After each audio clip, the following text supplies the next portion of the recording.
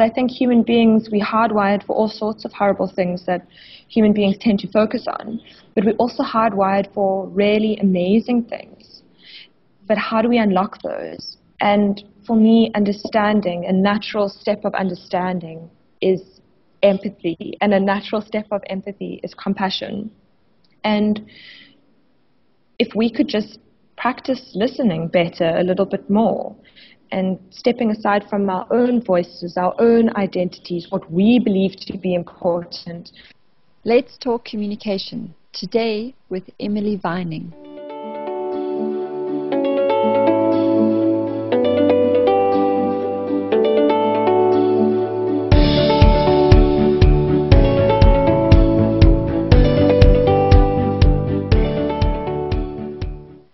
I'm Telana Simpson, and today we explore how to build relationships with communities.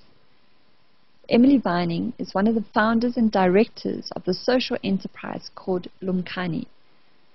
Her role is to focus on building the relationships with the end users of Lumkani's technology to make sure that the solutions they come up with actually meet the preferences and needs of the people that use the technology. I explore with her how she goes about building these relationships. Emily, you're very involved in building relationships with the end users of your technology. Maybe just to set the context of our discussion here today around communicating and listening, could you maybe just tell us a bit about Lumkani and the story of Lumkani and what it does? Yeah, hi, Telana. Yeah, sure. So Lumkani is a social enterprise and technology company in Cape Town, but we've developed a low-cost piece of technology to detect for fire in informal settlements. And what makes our technology special is that it's networked. So each individual heat detector is networked to each other. So in the event of a fire in a home, after 20 seconds, it will ring and transmit a signal to the neighboring devices, so the neighbors also are alerted to the fire, and that creates a community-wide alert. And our technology really came out of a desire to create something that responds effectively to the challenge of shack fires and to create a product specifically for that environment. So in that, there's a huge amount of listening that was required and a huge amount of detached observation. That's really like I've often said, we a group of people that haven't spent a lot of time in townships and in informal settlements. We've probably never spent longer than 24 hours in one go. And so we realized that there was a huge blind spot that we needed to address if we were to create a product that was socially responsible. Yeah, and that would work and that the community would use. Yeah, exactly. Yeah, because as you said, it needs to meet their needs. So your role in particular then, I know you work within a team at Lumkani, but your role is very much in terms of the engaging with the community. Right? It's often said that, but I like to say that I'm involved in relationship building. Engagement always sounds so strange, but yeah, I'm involved in relationship building, and I'm the relationship holder of our community leaders who basically represent our broader private community. Great, because then I wanted to ask you a bit about that. How do you go about building relationships then with a community of people? And I suppose there's a two-part question. So just the first part would be, as you said earlier, you're from such a different background. You've never lived in, really experienced what it's like to live in an informal settlement. You come from a totally different background, culture, a lot is different. So how do you go about building a relationship then with those people? What skills do you bring in? Well, I think the first part of that question, which is always a process, it's not a thing, but it's a very important part of ingredients in the whole thing is obviously trust. But trust is a process, so how do you even begin? And we were once again very, very blessed and lucky that we knew where we were lacking. And I think having that sense of self-reflection was really important. And we said, okay, We know we need to build relationships because our experts are end users. But how do we do that? And how do we gain access? And there's an amazing organization called Shack Dwellers International, and their local branch is here in Mowbray, and it's called the Community Organization Resource Center, Cork. And Cork has been doing amazing work in communities, amazing development work in communities, since the early 90s. And we were familiar with their work and said, oh, those are we don't know, but those are the people who do know. And we were lucky to also have mentorship and said, we believe in grassroots participation. We believe in our end user's voice being incredibly invaluable in this R&D process. How do we go about doing it? And they connected us. So they've had built up these beautiful, trusting relationships over time, and they made the introduction. And that introduction was, the foot in the door for us to begin to build up trust and to build our relationship. But essentially, I think that, also in South Africa, there's a lot that divides us. We have a hugely painful history that divides us. And we've got so much and if you look through the lenses of division, it almost seems insurmountable. But if you look through the lenses of what connects people, it's really fundamental, basic things that I think all human beings can really connect with. And that's just basically kindness, love, respect. And how do you then bring that into a space? And for me, that's always been through the act of sharing and listening, but more listening than sharing who you are, but more being open-hearted and receptive to really hear what people are telling you. And I think when people make the time to listen to you, it's one of the biggest signs of respect, really. People are taking time out of their lives to hear what you have to say and to take that seriously. So, and I believe so strongly in communication, but we get so obsessed with saying stuff that we don't hear each other and we don't listen to what's going on. And listening for me really promotes deeper understanding, and deeper understanding evokes empathy and compassion, because I think human beings, we're hardwired for all sorts of horrible things that human beings tend to focus on, but we're also hardwired for really amazing things. But how do we unlock those? And for me, understanding, a natural step of understanding is empathy, and a natural step of empathy is compassion. And if we could just practice listening better a little bit more, and stepping aside from our own voices, our own identities, what we believe to be important. We live in an age of individualism, where it's always, what do you think? What do you eat? What do you wear? What do you believe?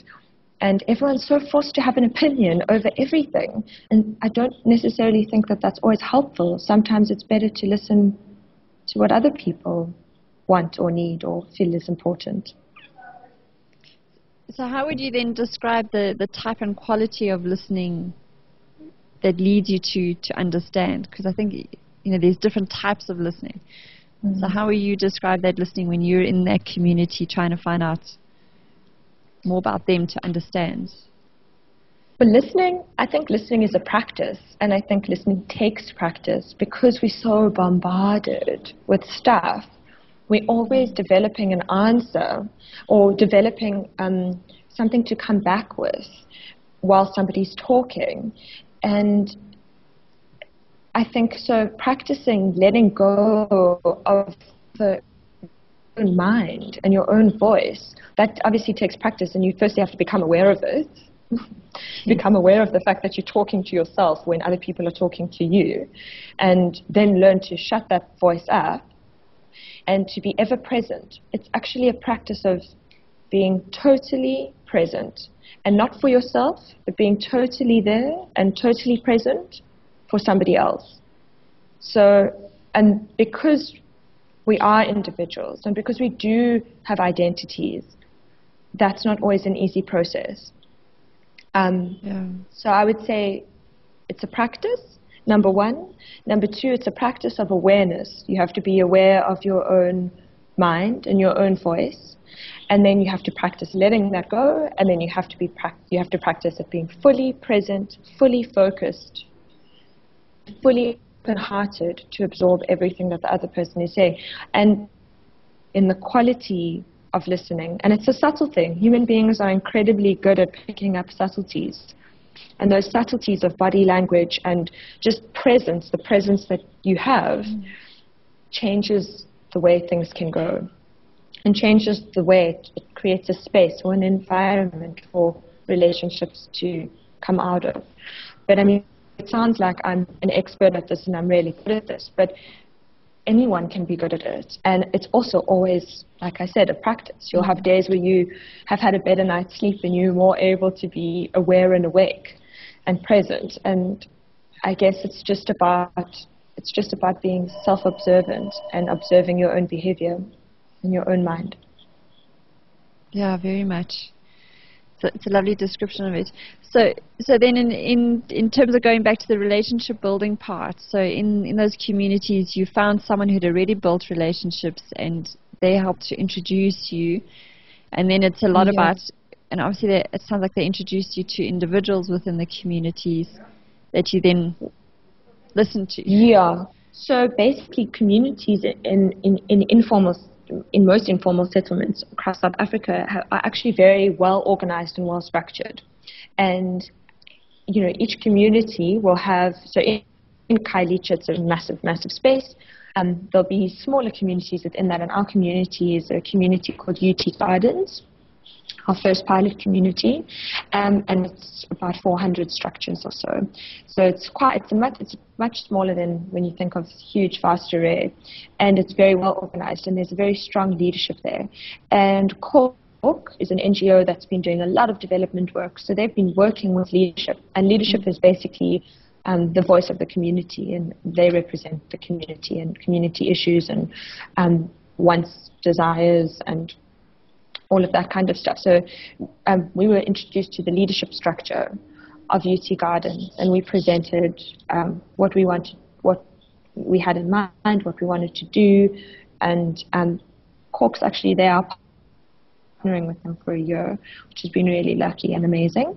And and then that was the initial meetup, and the community leader is a huge anxiety in our community, and they took it back to their general community, who said, yes, we support this initiative, and you guys can go ahead and start engaging, communicating with Lumkani, and let's take it from there and see where it goes. So that was how it all began, really. Because going back to my original question, I said there was two parts. The second part was obviously, how do you start the building relationships in a community, but specifically a relationship with a community, which is more than one person. So I don't know if there's anything to add there, but it sounds like what you're saying is you start with the leaders of that community, the person who kind of represents or is the voice of them, building a relationship and allow that person to then engage. Yeah. I guess it's a hard thing to put steps or in words as well, because it's something that you can only experience through experiencing it, and I don't think that my experience is a universal experience either.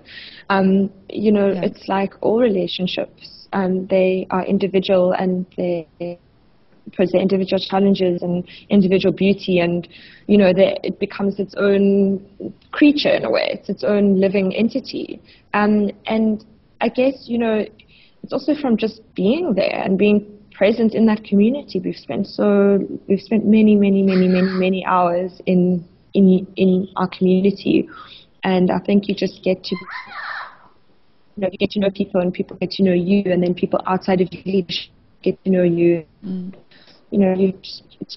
But like with all relationships, they take time and investments of energy and emotion, and so I guess I don't have a full answer to you. That is part of the answer. So maybe just to wrap up then, are there any other kind of skills that you believe you use then that would help with the relationship building? So we know listening is a key one that you use and believe a lot in. But I was just wondering if there's anything else. So you spoke there about like part of relationships was the emotion that you put in, the energy, the presence, spending the time. Yeah. Anything else you want to add? I guess it's just about, I don't know, I always think that it's about not asserting your own identity onto a space. But I mean, I think this is how I kind of operate in life. So I think it's just kind of characteristic of who I am. I kind of like to slip into spaces and become a part of them rather than impose my stuff onto that space. And I think that that's been very helpful because it's meant that you go in a little bit more of a blank canvas and a little bit more open to discovering new things because you're not wanting to control a space. So I think that that would be an important thing is like to let go of this idea of control because you can't control people. You can't control anything. So if we can let go of that, that I guess is also helpful. And that just brought up another question to mind when you say it's not about you imposing your stuff or your identity in that space. It's just being open to what is there. How do you manage that line then by still knowing who you are? Do you know what I mean? And having a sense of your own identity. But you can hear my parrot is really excited about this conversation. He's adding his bit, but you mean because some of the thing we hear of people losing themselves in others or in another space, and there's a sense where it's still healthy to have a sense of ourselves. Definitely, but I think it's about being appropriate, where it's appropriate. Like I don't need my community relationship in Kailicha to fulfill a gap, like to make me feel more confident or to be an outlet of my own views. That's not the platform. I have friends and I have family who can listen to those opinions and that stuff. And it's not that I'm pretending to be anything that I'm not. It's just that it's about being appropriate about what you use as a platform. And I think definitely having a strong sense of self is very important in this world, but it's about choosing when and where you express certain aspects of self that is important. So in a community setting, the aspect of self that I would like to express is one of open-heartedness and respectfulness and kindness and listening. And that is equally as fulfilling as me, and even more fulfilling. Being there for other people sometimes is more fulfilling than expressing what your opinion on something. So I guess that's how I manage it. Great. So if people want to know more about Lumkani and your technology, and I know right now you've got Indiegogo campaigns where they can actually buy one of these fire detectors that you're going to then put into an informal settlement. But yeah, so where can people get more information and take part? So our website, www.lumkani.com, has everything, but you can also email me personally and we can be in touch. And my email address is emily@lumkani.com. Yeah. Great. And maybe we should just, for those that are listening, it's LUMKANI, Lumkani. Yeah. Thank you so much. Thank you so much, yeah. I'm Telana Simpson, and this has been Let's Talk Communication. For more information about the show and also about my guest, Emily Vining, please go to talkcommunication.innercoaching.co.za. You can also find me on iTunes and YouTube. Thanks for listening.